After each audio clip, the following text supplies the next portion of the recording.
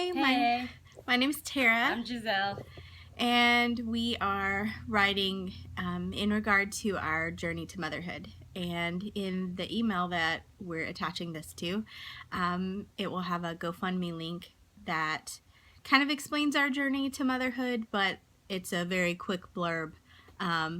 Giselle and I have been together for almost 14 years. It'll be 14 years in July. Right.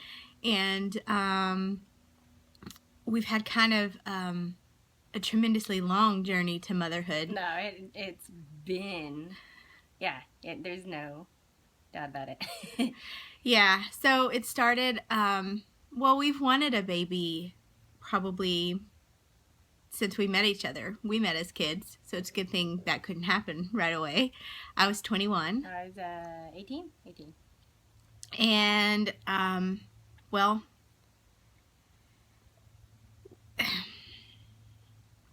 it was a long journey. That's all I'm going to say. We didn't really receive any support from either set of parents. We struggled a lot, and we tried to do things in the right order. What is the right order anymore? But we tried, and we went back to school, put ourselves through school, and in 2013, we were approached by a family member, a step family member, but still nonetheless always had been a close family member, and so I thought we could trust this person who asked us to adopt the baby that she was pregnant with. And this was in 2013, so we'd been together for 9 years, and we thought that it was a sign, because we were kind of down and out about having a baby and thought, well, maybe this is never gonna happen. Go ahead and hang it up. Giselle had graduated from sorry, that's our cat. She graduated from school in 2011. I graduated in 2013. So this wasn't long after I had graduated, and I thought, well, wow, maybe this is a sign. Long story short, she changed her mind on day 4. She's a drug addict. She got to keep our baby boy, and he was taken from her at 15 months. She almost killed him with meth. And still, there was nothing that we could do. So it's been a long journey, learning how to grieve the loss of someone that is still really there. You just have no legal right to or closure. So anyway, fast forward to Giselle joined the Coast Guard after finishing her master's coursework. She's still working on her thesis. Slowly but surely. Life happens. Yeah. But anyway, she joined the Coast Guard in 2015, and then we started trying in 2016. It's been a long journey. Basically, I have a thyroid condition, and it's made it to where my egg reserve is low.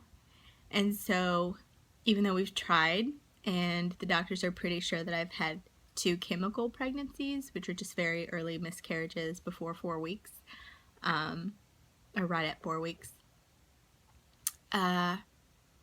we just haven't been successful. And so the doctor told us that really the only way to go now would be to use my eggs. Donor eggs. Yeah. And luckily I have a wife for that. So anyway, we kind of felt a little, defeated because it's so expensive. However, I searched and searched and searched and found a clinic in New York. And then lo and behold, Giselle was given a promotion. We found out that she was going to become an officer, so she went to Officer Candidate School. Officer Candidate School, which is training for almost 5 months. And she'd already trained 3 months prior in the year. So last year we were only together for a couple of months. It was really, really rough. Yeah. So we put our baby hopes on hold. But in the meantime, I also applied for a military program, and it's at Walter Reed in Bethesda, Maryland, right outside of D.C. It just so happens that we got stationed in Virginia Beach. And although I really didn't want to go to Virginia Beach, and it felt like, I don't know, it felt like a sucker punch in the gut because everything that she had worked for wasn't going our way. Wasn't going, we didn't expect to come to Virginia Beach or for her to be on a boat. Her history, I guess, her like experience and her educational background is all in prevention, which is a different track. And we're still going to get there. Yeah. She's going to get there. It'll just be a couple of years, but maybe it was a blessing in disguise because Walter Reed is only 3 hours away and we were accepted and we went back and forth. First, they told us yes for March and then her boat said no. They wouldn't let her take the 3 weeks off. But then the hospital told us we couldn't do May because of the Zika virus and her exposure.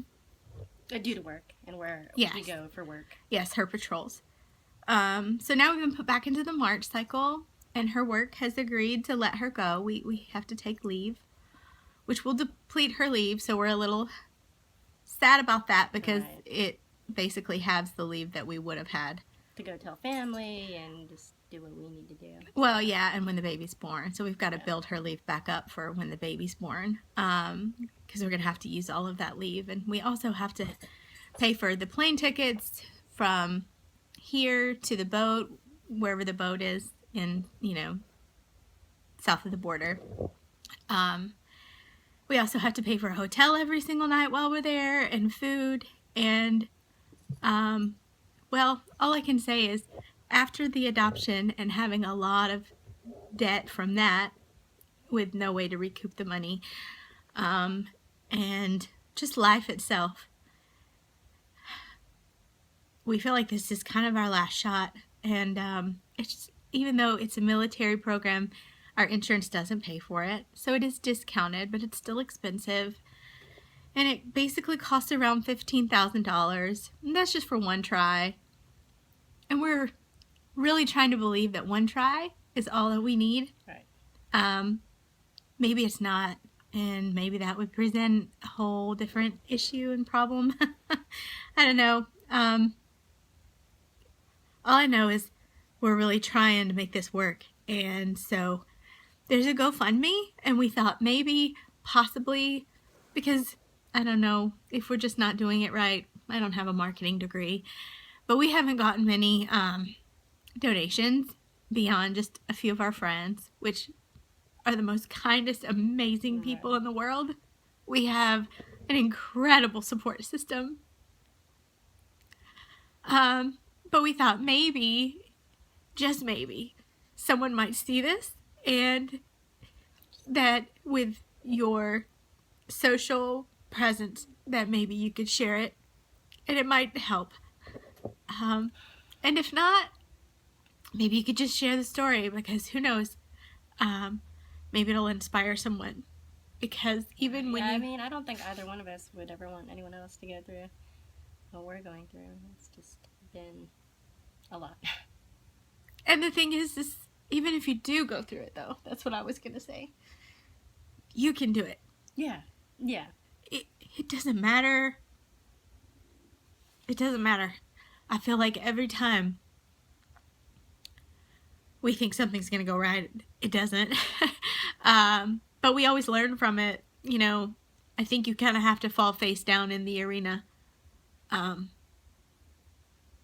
in order to remember how to stand back up every time. And it always teaches you strength and courage, bravery, shows us how to be vulnerable in a different way every single time. And so I guess that would be our message, is that no matter what you think, you can always do it.